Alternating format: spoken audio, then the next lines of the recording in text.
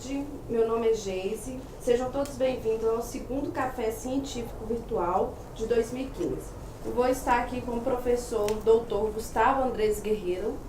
Ele é professor adjunto da Universidade Federal de Minas Gerais, doutor pelo Instituto de Astronomia, Geofísica e Ciências Atmosféricas da USP, pós-doutorado no Instituto Nórdico de Física Teórica e na Universidade de Stanford, no grupo de Física Solar responsável pelo satélite de observação solar SOHO e SDEL. Áreas de pesquisa: física solar, origem do ciclo magnético solar, plasma astrofísicos e origem do campo magnético cósmico. A temática do professor é luz e astronomia, e no final ele vai contar um pouco sobre a pesquisa que ele está desenvolvendo aqui na Universidade Federal de Minas Gerais. Ele vai falar durante 30 minutos e depois a gente abre para as perguntas. E eu vou pedir para vocês manterem o microfone desligado, que na hora das perguntas a gente abre. Boa tarde, professor. Olá, boa tarde, tudo bem? Tudo bem. Pode começar? Então tá. Primeiro, agradecer, né, o convite para o café virtual e parabenizar pelo esforço que vocês fazem, é muito legal o espaço. E vou falar então, como você falou, sobre luz e astronomia. O que eu quero mostrar para vocês é como a luz, é a ferramenta fundamental para a compreensão do universo. Aí eu vou dividir esse pequeno seminário aqui em 4 tópicos. Primeiro eu vou falar o que é a luz. Vou fazer algumas definições do que é a luz em termos científicos, né? Depois vou falar sobre a luz em astronomia e como que ela é importante em todos os fenômenos astronômicos observados. E logo vou falar um pouquinho, assim, bem brevemente, sobre como é que observamos o universo, ou seja, vou falar um pouquinho sobre os telescópios. E finalmente vou terminar com a aplicação disso, da observação do Sol, para o que se conhece como atividade magnética solar, que talvez muitos de vocês estejam curiosos sobre esse tema, né?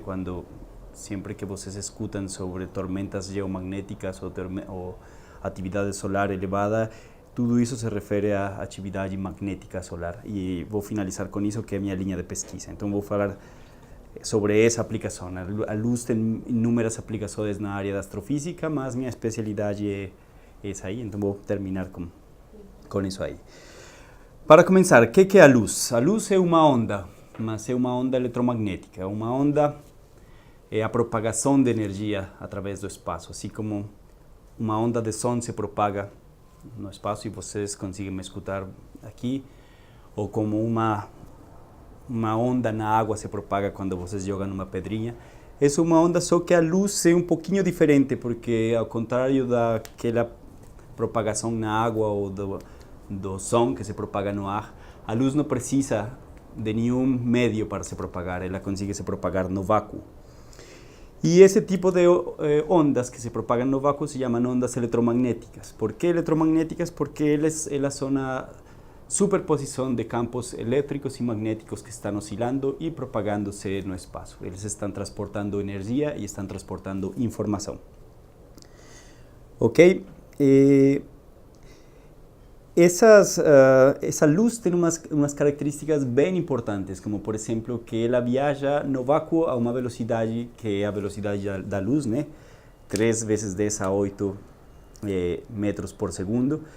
E essa velocidade é o limite da velocidade permitida, o limite da velocidade a qual alguma coisa pode viajar.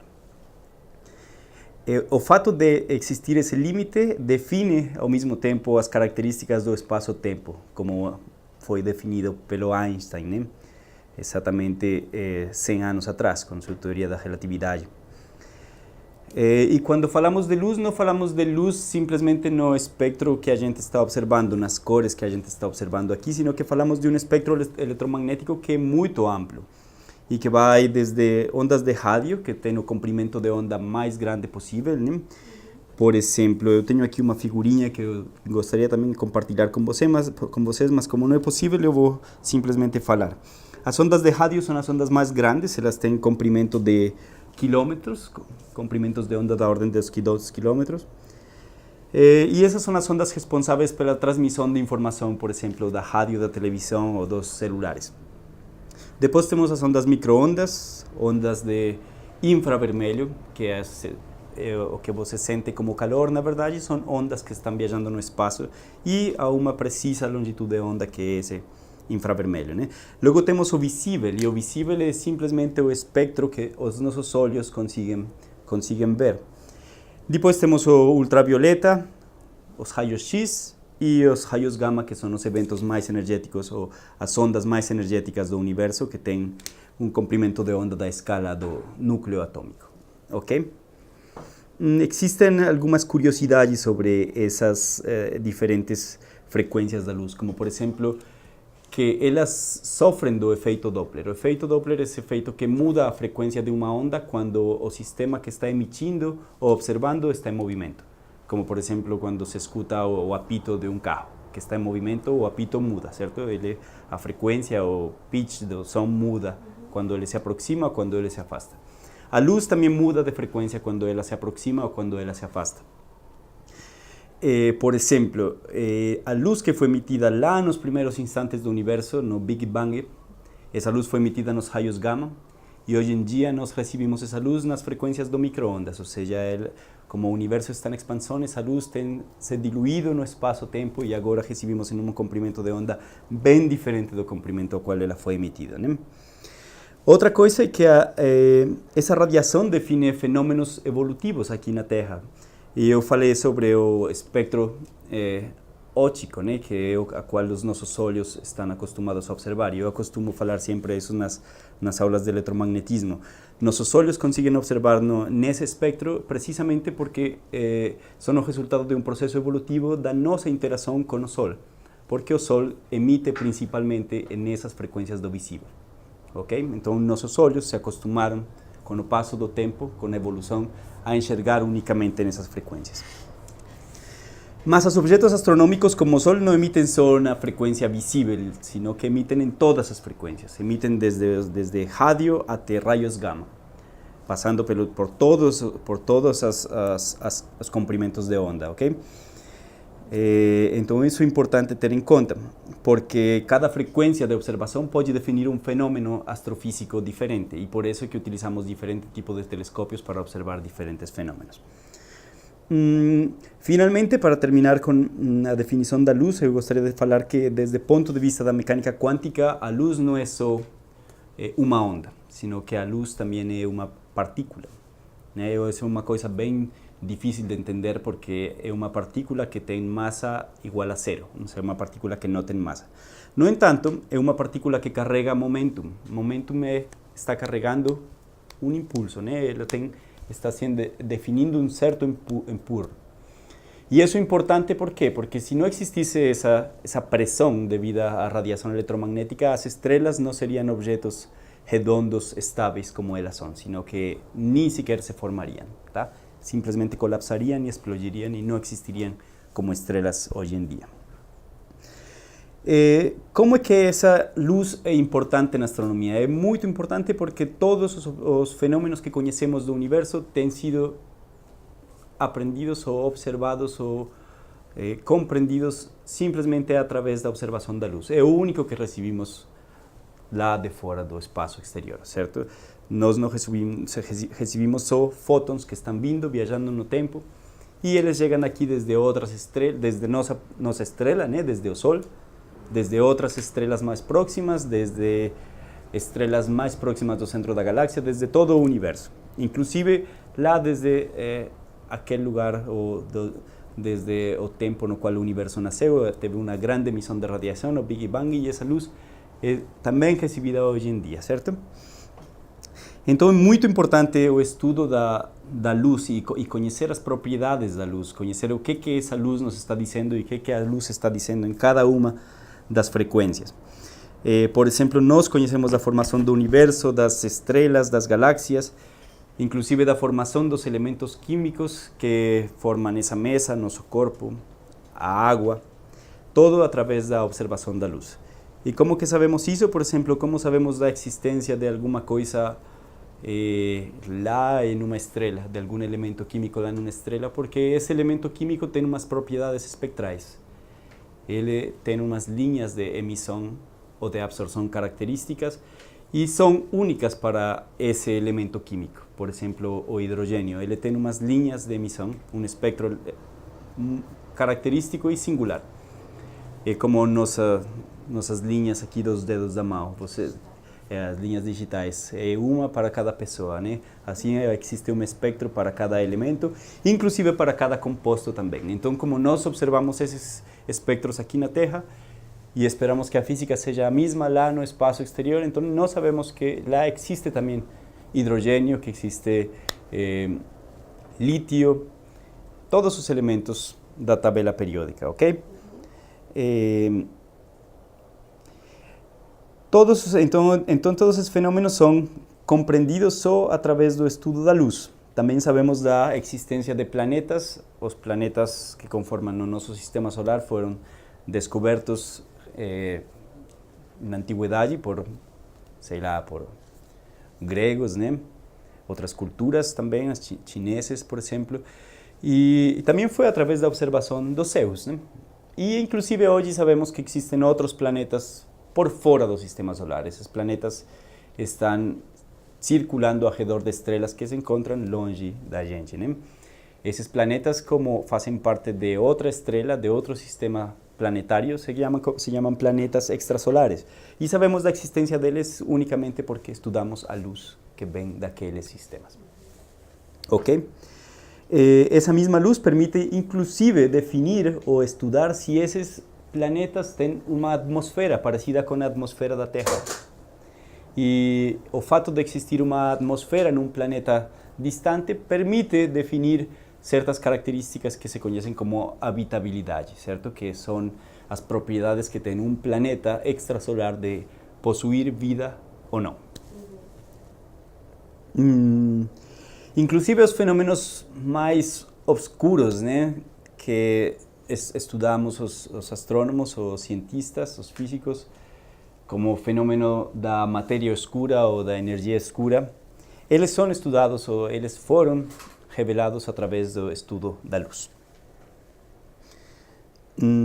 Finalmente, também é possível inferir através da observação dos fenômenos luminosos a existência lá no espaço de um campo magnético em grande escala permeando o espaço e presente em todos os objetos astronômicos.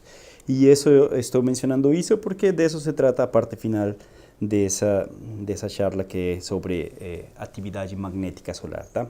A gente consegue distinguir que não só a Terra, vocês sabem que a Terra tem um campo magnético, né? A gente é familiar com a existência de campo magnético na Terra, a gente é familiar com ímãs que possuem campo magnético.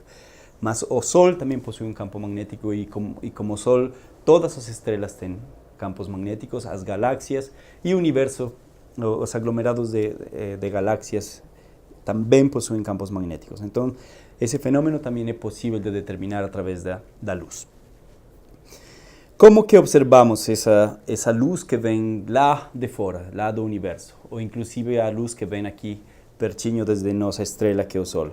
Então, como temos um espectro eletromagnético que é tão grande, precisamos de detectores para diferentes intervalos desse espectro. Por exemplo, temos os telescópios ópticos que observam nas frequências que os nossos olhos observam. E talvez eles observam um pouquinho nas frequências do ultravioleta ou do infravermelho, mas normalmente eles estão centrados nas frequências ópticas. E esses são esses grandes telescópios que vocês veem nas imagens, não? Bonitas, que têm uns espelhos enormes. E entre maior o espelho, maior a quantidade de luz que eles conseguem captar e maior a quantidade de informação que a gente consegue inferir a partir dessas observações. Também temos satélites para o estudo das frequências do infravermelho, do ultravioleta ou dos raios-x. Precisamos satélites porque essas frequências são filtradas pela nossa atmosfera. Então, se um objeto lá muito distante, como uma região de formação estelar, ela está emitindo no infravermelho, essa luz vai chegar aqui, a luz no óptico vai chegar aqui muito diluída, né? Então aí precisamos outro tipo de observação. Para ultravioleta, a luz é simplesmente filtrada lá na atmosfera, então precisamos um satélite ou um detector que fique acima da atmosfera para observar esse tipo de frequências, assim como os raios-x também, certo? E já para as ondas de rádio ou inclusive infravermelho, precisamos coletores que tenham, como essas são as frequências que têm o comprimento de onda maior, então precisamos detectores que tenham também, que sejam grandes o suficientes para coletar essas ondas. E aí que entram a jogar um papel importante esses radiotelescópios, que são esses arranjos de antenas parabólicas, de tipo parabólica, que são arranjos enormes cobrindo umas grandes extensões de espaço, ok? Eu gostaria de mencionar que o Brasil tem vários instrumentos de observação, né? Por exemplo, tem um observatório astronômico aqui em Minas Gerais, no Pico dos Dias. Tem outro, um telescópio aqui mais próximo de Minas Gerais, mas é simplesmente para observação, não para fazer pesquisa. E faz parte de consórcios internacionais de telescópios Gemini, SOAR ou CFHT. Esses telescópios estão localizados no Havaí ou no Chile, tá? E muito provavelmente o Brasil vai fazer parte do Observatório Europeu do Hemisfério Sul, que é um consórcio de vários países europeus. E entre esses países europeus, eles deram a possibilidade ao Brasil de se incluir ou de participar, tá? E esse observatório, esse consórcio, esse conjunto de observatórios tem vários instrumentos. E entre esses instrumentos está o VLT, que significa telescópio muito grande, né? Ele está no Chile. Existem outros 2 telescópios lá no Chile no espectro óptico. E também existem radiotelescópios como APEX ou ALMA, que são radiotelescópios para observação de frequências de rádio ou de infravermelho, ok? Também esse consórcio da ESO está querendo construir ou vai construir o maior telescópio já construído sobre a Terra, aqui na Terra.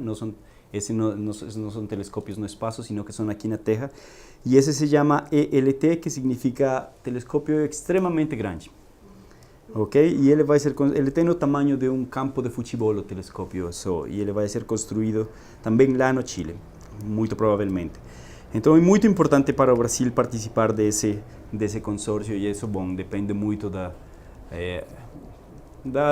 algumas situações políticas, né? Então esperamos que esse convênio saia à frente. Bom, e então para finalizar eu queria falar sobre o Sol e sobre atividade magnética, que é uma aplicação do estudo da luz para a nossa estrela mais próxima. O Sol está aqui bem pertinho, né? Um feixe de luz que saiu do Sol agora vai se demorar 8 minutos em viajar desde lá até nós. Enquanto que a estrela mais próxima se encontra a 5 anos-luz de distância, ou seja, que um fóton de luz que saiu agora vai demorar-se 5 anos em chegar até a gente. E como tal, por estar tão perto aqui, é o melhor laboratório para observações astrofísicas, o melhor laboratório para estudar o que acontece no interior das estrelas e estudar fenômenos magnéticos, né?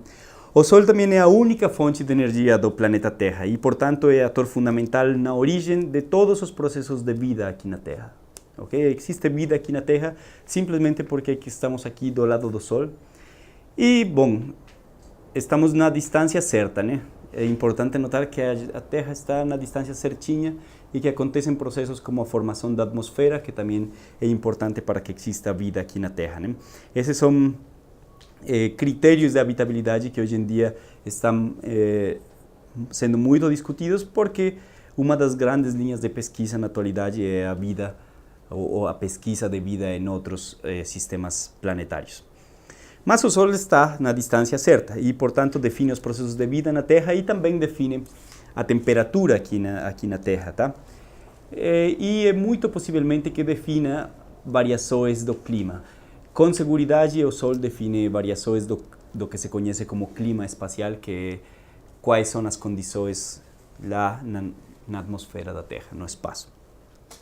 É observado desde há muitos anos, né? Todas as culturas antigas observaram o Sol, deram a ele diferentes nomes, né? Ra, Helios, Mitras, Apolo, etc. Inclusive definiu, em algum momento da história, a origem das religiões monoteístas, lá quando os egípcios definiram que iam adorar um único Deus. Esse Deus era Aten, que é o Sol, né? E é estudado sistematicamente com o método científico que a gente ainda tem hoje em dia, a partir do século XVII, quando Galileu começou a fazer umas observações sistemáticas do que estava acontecendo no Sol.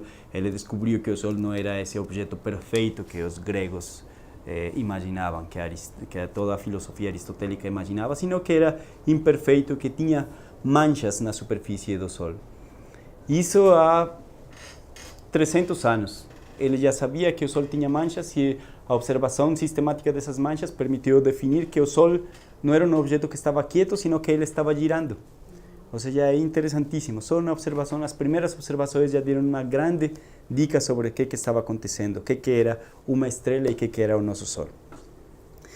A partir daí, se desenvolveram muitos estudos do Sol, e o Sol não só precisa de uma linha de investigação só, sino que ele envolve muitas áreas da física, como a física quântica, porque a energia lá no interior do Sol é produzida por processos quânticos de fusão nuclear. Envolve física dos plasmas, física dos fluidos, eletromagnetismo. Várias áreas da física são necessárias para o estudo do Sol. Esse Sol parecia bem estável, né? Parece um objeto que não se mexe muito, que está muito quieto, mas ele apresenta variações com um período de ao redor de 10 anos. Essas variações estão relacionadas com essas manchas que Galileu observou, que são as manchas solares. E já no século passado, lá no comecinho do século passado, se observaram essas manchas em detalhes e se descobriu que essas manchas são concentrações de campo magnético. Aqui que eu volto aos campos magnéticos. Essas manchas contêm grandes concentrações de campo. E esse campo, ou essas manchinhas contendo campo, produzem eventos altamente energéticos na superfície do Sol. Eventos que se conhecem como fulgurações ou ejeções de massa coronal. As fulgurações são explosões que acontecem lá na superfície do Sol quando esse campo magnético intenta se reorganizar, tá, para liberar energia. E ao mesmo tempo existem ejeções de matéria, grandes quantidades de matéria. Muitas vezes a massa da Terra é ejetada pelo Sol em eventos que demoram alguns minutos. E todas as partículas que viajam, que saem do Sol, viajam em direção, às vezes, da Terra, né? E aí elas formam o que se conhece aqui como tormentas solares, né? Porque elas interagem com o nosso campo magnético. Aí, quando elas chegam à superfície da Terra, a atmosfera terrestre, elas começam a viajar ao redor das linhas de campo da Terra e vão lá até os polos e formam auroras boreais e auroras astrais, que são esses fenômenos muito bonitos com luzes no céu com cores no verde e no azul. Por que é importante entender esses eventos? Porque essas partículas carregadas podem chegar e afetar diretamente os nossos satélites, por exemplo. A gente vive numa época na qual a informação é extremamente importante. E se uma tormenta solar destrói os satélites, por exemplo, vamos ficar com um blackout de informação. E é possível também que fiquemos com um blackout de energia, porque essas tormentas geomagnéticas podem alterar as linhas ou as redes de interconexão elétrica, como já aconteceu no século XIX, que um evento solar desses de altíssima energia atingiu as redes de interconexão elétrica do Canadá e deixou o país inteiro sem energia elétrica por vários dias, ok? Então a gente precisa saber como é que isso funciona, como é que isso acontece, quando esses eventos acontecem no Sol, para estar prevenidos, né? Existem também processos aqui na Terra que podem ser consequência dessa atividade magnética solar. por exemplo, no século XVI existia um período de baixíssima atividade magnética. O Sol deixou de mostrar essas manchas na superfície. De um dia para outro, elas sumiram quase por 100 anos. E esse período de baixa atividade magnética bate muito bem com um período geológico da Terra que se chama Pequena Idade do Gelo, que foi uma queda nas temperaturas na Europa do Norte. Foram invernos muito prolongados e muito frios, que duraram aproximadamente o mesmo período que o mínimo de atividade solar, né? Esse mínimo se conhece como mínimo de Maunder. Então existe alguma evidência de que a atividade solar possa também interferir ou participar do clima na Terra, né? De fenômenos de aquecimento ou de resfriamento. Como é que isso funciona? É ainda discutível, ainda não sabemos como é que isso funciona.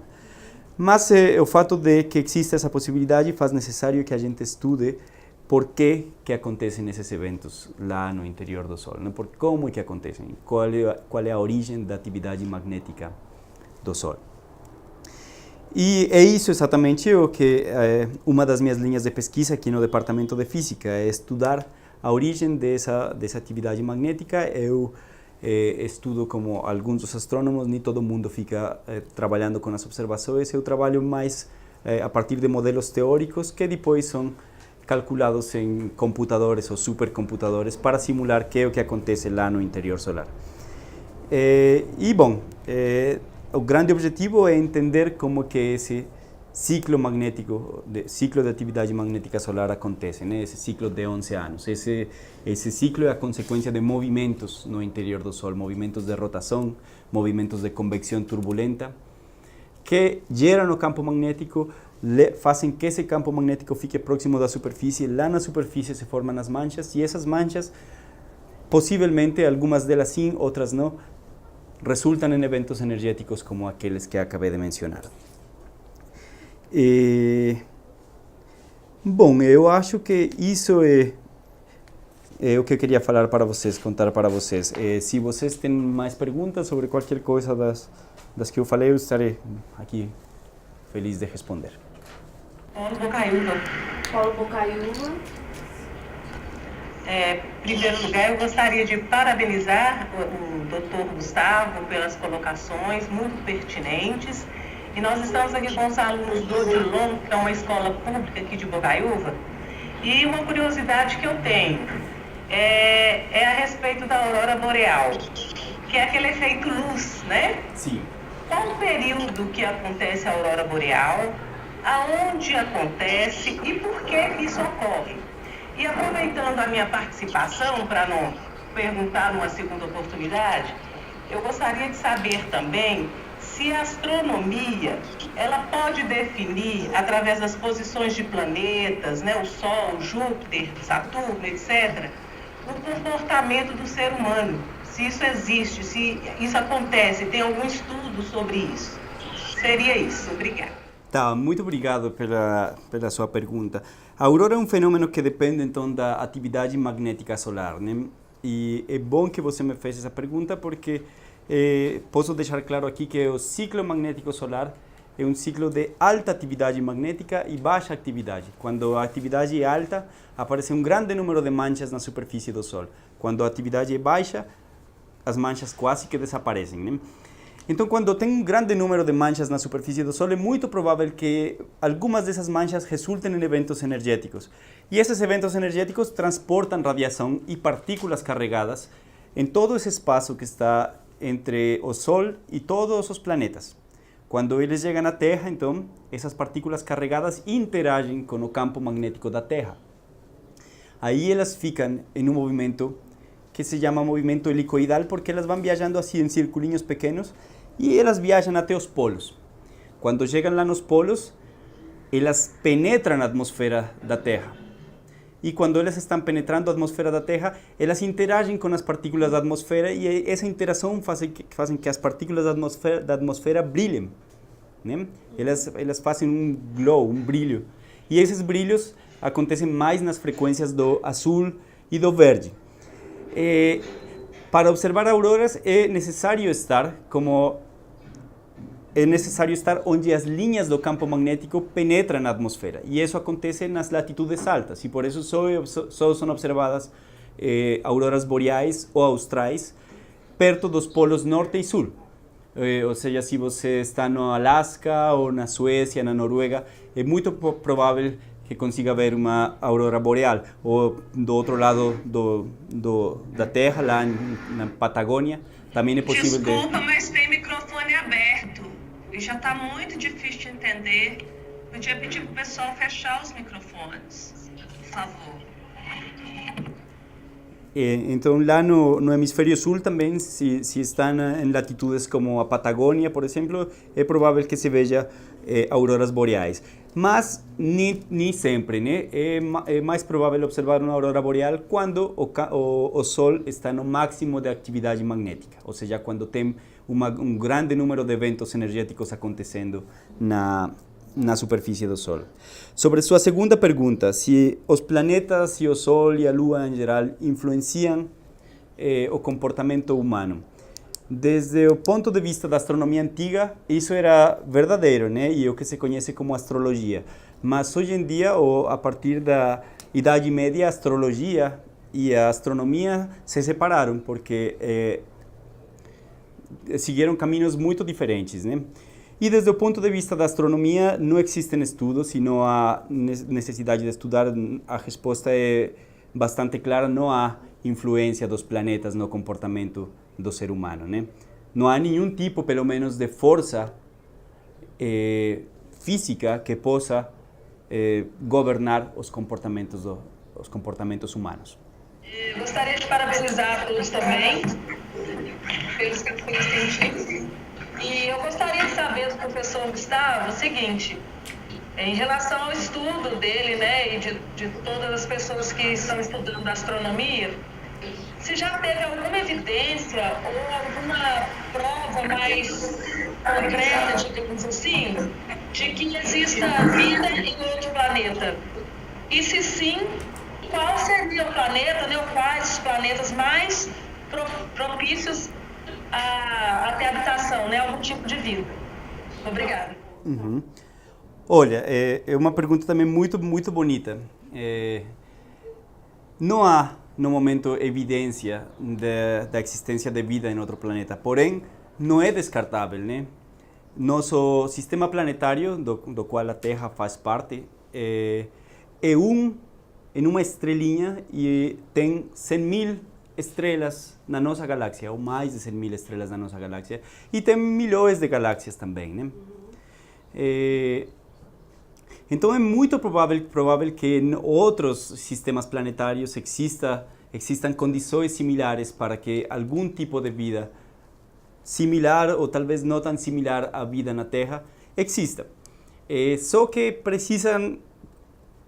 esses planetas precisam ter umas condições de habitabilidade muito, muito características, como, por exemplo, a distância, né, a qual esse planeta se encontra da sua estrela, né? Se ele está muito próximo, então muito seguramente a vida é improvável porque as temperaturas são muito altas. E o mesmo acontece se esse planeta está muito distante, as temperaturas vão ser muito frias e a vida vai ser pouco provável.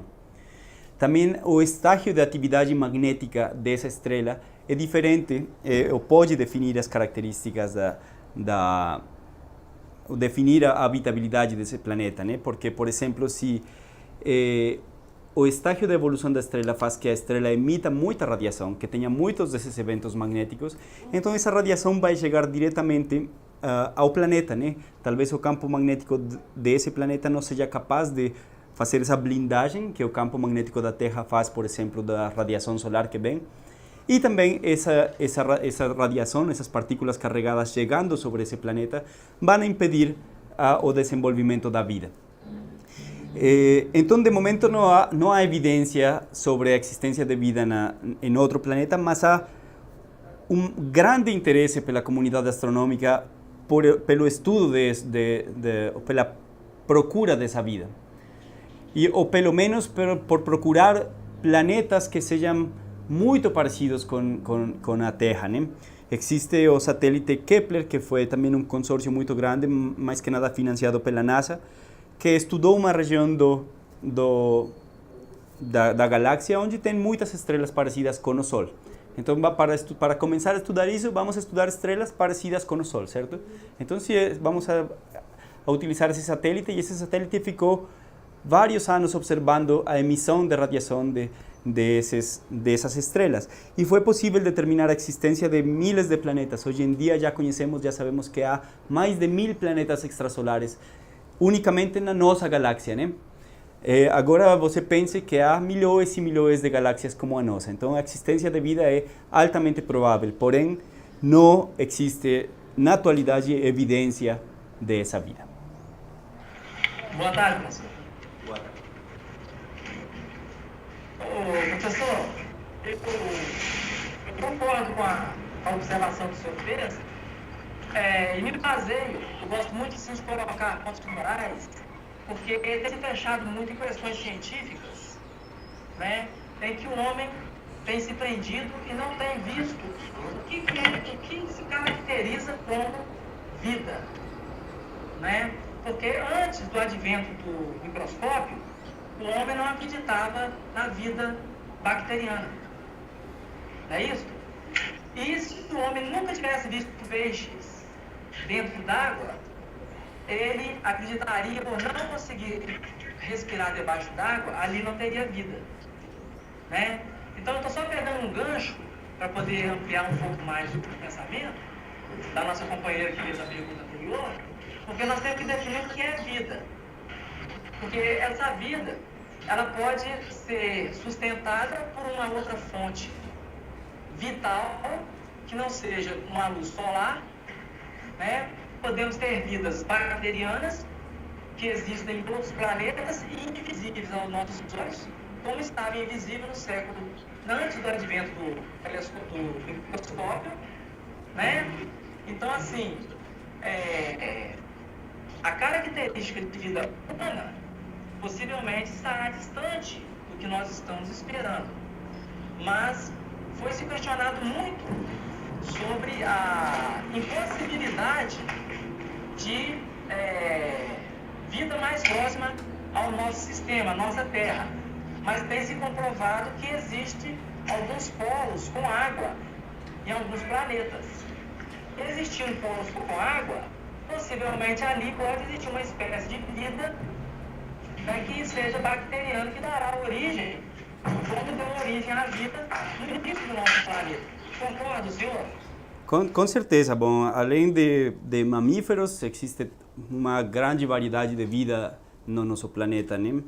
Existe vida vegetal e vida, como você falou, bacteriana.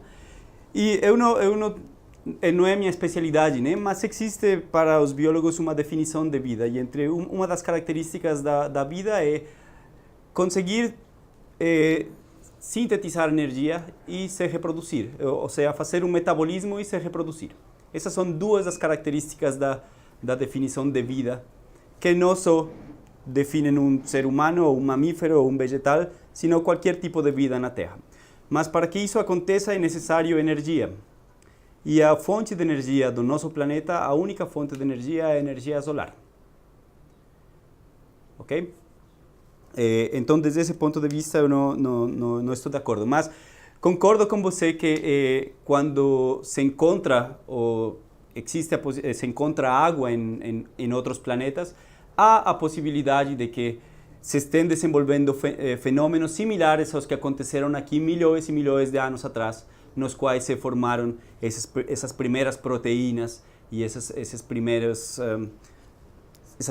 células que evoluíram até o que hoje se chama de organismo vivo, né? Só que para que isso aconteça, veja que isso é uma coisa muito complexa, porque inclusive nós somos capazes de reproduzir esses processos no laboratório. Então, para que isso aconteça, tem que existir umas características bem especiais, né? Como a temperatura do planeta, como a temperatura do local onde esses processos estão acontecendo. Acredita-se que a vida na Terra, por exemplo, tenha origem em aquelas águas muito quentes, como se chama, que formam geysers, né? Mais milhões e milhões de anos atrás. Mas O que sí es claro es que mismo que a gente observe moléculas de agua o lagos o hielo en otros planetas, no hay evidencia por enquanto de nenhum tipo de vida como a que a gente conhece aqui. Ele falou que quando as manchas do Sol desapareceu, a Terra esfriou. Então, o que tem a ver agora com o clima que a gente está tendo e o efeito estufa? Significa que tem mais manchas no Sol? Certo, sua pergunta é bem conveniente também, porque é de grande atualidade, né, o aquecimento planetário. É muito claro para os cientistas que o aquecimento planetário tem origem humana, ou seja, que nós fomos capazes de manipular uma coisa tão importante e tão grande como o clima, através de todos os fenômenos industriais de produção de gases que geram finalmente efeito estufa. Lá no século XVI, quando aconteceu esse resfriamento da Terra e o mínimo de Maunder, não existia esse tipo de coisas, né? E eu queria deixar em claro que ainda não existe. A única correlação que existe entre esses dois eventos é o tempo. Mas ainda não existe uma explicação física capaz de traduzir a variação da atividade magnética solar com o clima na Terra. Então, se o Sol está muito populado de manchas ou menos populado de manchas, hoje em dia, ou nos ciclos anteriores de atividade magnética, não se viu grande mudança na temperatura da Terra, ou seja, não é uma relação exatamente linear. Quando tem mais manchas, a temperatura da Terra pode estar mais quente, ou quando tem menos manchas, pode estar mais fria. Esses são processos não lineares, bem difíceis de estudar, que ainda são pouco conhecidos e pouco estudados. Mas o que sim é claro é que o aquecimento no qual nos encontramos, né, o aquecimento planetário, se deve basicamente e principalmente a nós, os homens. Eu sou Vanessa de Ponte Nova e gostaria de saber o que causa o buraco negro no espaço. Um buraco negro é uma grande concentração de massa em volume bem pequenininho, do tamanho da minha unha, ou talvez, é muito pequeno, né? E esses buracos negros se formam quando as estrelas morrem. Se uma estrela do tipo solar, por exemplo, quando chega no final da vida, ele vai explodir, depois colapsar, mas ela não vai formar um buraco negro porque a massa que ela tem não é suficiente para que se forme esse objeto. Mas estrelas que têm 50, 100 vezes a massa do Sol, quando chegam ao final da vida delas, que aliás a vida delas é muito rápida comparada com a vida de uma estrela como o Sol, elas se formam, evoluem muito rapidamente e depois colapsam e formam esses objetos que são os buracos negros. No buraco negro a energia da radiação acaba. Então a estrela deixa de produzir material, deixa de produzir radiação no centro e enviar essa radiação para fora. É a radiação que sustenta a gravidade. Então quando acaba a radiação, a estrela colapsa e forma, dependendo da massa, então pode ser um buraco negro ou uma estrela de nêutrons, que são objetos compactos, também muito massivos e pequenos. Eu gostaria de saber por que o homem não foi mais nenhuma vez para a Lua, porque ele perdeu esse interesse de ir para lá. Eu também gostaria de saber isso. Não sei, na verdade. Não sei porque as missões espaciais deixaram de ir para lá. Mas existem propostas, né? Índia, acho que China também tem propostas de recomeçar as missões espaciais à Lua. Como o senhor definiu as manchas, elas podem ser descritas como anormalidades magnéticas. A pergunta é, o porquê da atividade magnética ocorre era ainda desconhecido, mas o porquê da mancha ocorrer no Sol, o porquê da compensação magnética ocorrer no Sol, é conhecido? Pode repetir a pergunta que não entendi direito. Se o porquê da mancha solar é conhecido, o porquê dela ocorrer, ela é uma condensação magnética, correto? Então, por que ela acontece? Então, dentro do Sol existem esses movimentos de matéria, né? Movimentos de rotação e movimentos turbulentos. há uma coisa, uma particularidade da rotação solar que foi inclusive já determinada pelo Galileu, e é que o Sol não está girando de forma homogênea, como um corpo sólido gira, sabe? Ele tem uma rotação diferencial. As diferentes latitudes da estrela giram com uma velocidade diferente, tá? E esse fenômeno faz que as linhas de campo magnético se estiquem como uma mola ao redor do equador solar e amplifica o campo magnético, ok? Já os fenômenos turbulentos fazem que esse campo se dissipe. Então, existe o fenômeno de amplificação e dissipação, certo? Então, vai chegar um momento que no interior do Sol o campo magnético vai atingir um ponto máximo. E é nesse ponto que o campo vai tentar sair para a superfície de alguma maneira. E é aí que, quando tenta sair para a superfície, que forma essas concentrações, né, de campo magnético que se chamam manchas. O que se acredita é que os campos magnéticos são como tubos, né? E esses tubos são menos densos. O interior do tubo é menos denso que o material ao redor dele. Então ele vai flutuar, né? Vai subir assim como uma bolha dentro da água, sabe? É menos densa que a água e a bolha sobe. Assim também o campo magnético, o tubo de campo magnético é menos denso que os arredores e essa bolha magnética sobe até a superfície.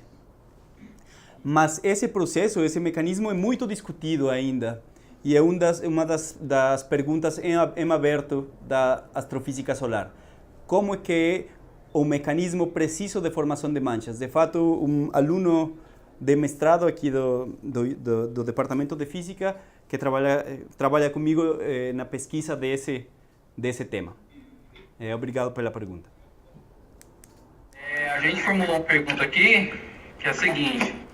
Stephen Hawking fez uma especulação dizendo que Boston-Higgs poderia causar um colapso no espaço-tempo, correto? Isso seria possivelmente possível, e o que seria necessário para acontecer isso? Não sei, na verdade. Essas são coisas que têm a ver com uma área da física que não é minha especialidade. Mas, muito provavelmente, o que... Não sei se entendo bem a sua pergunta ou se estou interpretando certo, mas o que é possível de que aconteça quando existe a colisão de partículas com alta energia, como aqueles experimentos que se fazem lá no CERN, é que se formem buracos negros primordiais, né? Que são essas mesmas descontinuidades, muita matéria em espaços muito pequenos, mas são eventos que duram quase nada, eles são muito efímeros. Então não há possibilidade de que o espaço colapse em um buraco negro, não. Eu tenho duas perguntas distintas. A primeira é o seguinte: seria possível utilizar a energia eletromagnética do Sol para fins de energia reutilizável aqui na Terra? É possível e de fato é feito, né? A energia que é capturada nos painéis solares, esses painéis capturam energia eletromagnética e transformam essa energia em energia elétrica. Estou ciente disso. A questão é que nós poderíamos, de alguma forma, supostamente, mandar essa energia aqui para a Terra?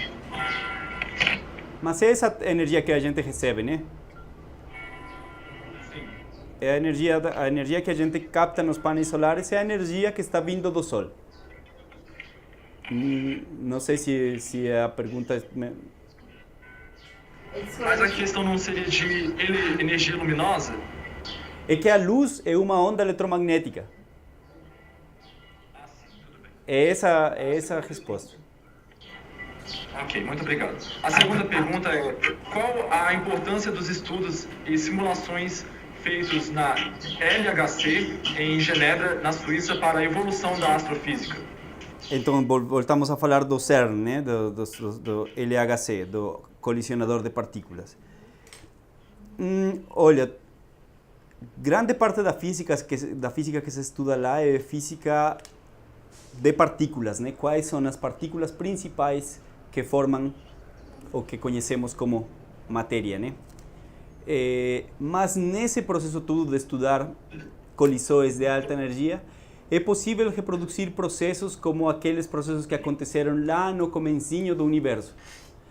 Mas eu não posso falar muito disso porque não é minha especialidade e eu não tenho muito conhecimento sobre isso, infelizmente. Então não posso te responder com muito conhecimento de causa do quais fenômenos particularmente são os que podem ser estudados. Mas, de fato, são. Sim. Boa tarde, eu sou estudante da Escola Oficina de Saber. Sobre a expansão do universo, qual a teoria hoje é mais aceita? Se ela vai se expandir infinitamente ou se contrair? Eu não sei, acho que... Bom, não sei, na verdade. Não, acho que por enquanto o universo está se expandindo, né? Mas qual vai ser o futuro do universo? Existem ainda várias hipóteses e muito dificilmente nós vamos saber exatamente o que vai acontecer. Caso o campo magnético terrestre desaparecesse, que fatos poderiam acontecer no planeta? Olha, essa pergunta é pertinente porque o campo magnético da Terra, assim como o campo magnético do Sol, também apresenta um ciclo, né, de atividade. Só que o campo magnético da Terra, ao invés do Sol, que tem 11 anos, o campo magnético da Terra tem um ciclo que dura 700.000 anos. E a cada 700.000 anos ele muda de polaridade. E o que acontece nesse processo de mudança de polaridade é desconhecido, não se sabe que tão fraco é o campo magnético. E também não se sabe quais são os efeitos na Terra de que o campo magnético deixe de ser o escudo que ele é da radiação solar.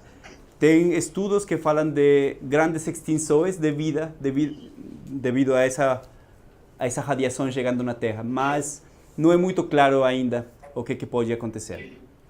Gente, eu agradeço a participação do professor Gustavo Andrés e a gente agradece a participação deles e esperamos vocês no próximo Café Científico também. Obrigada, boa tarde. Obrigado. Obrigada.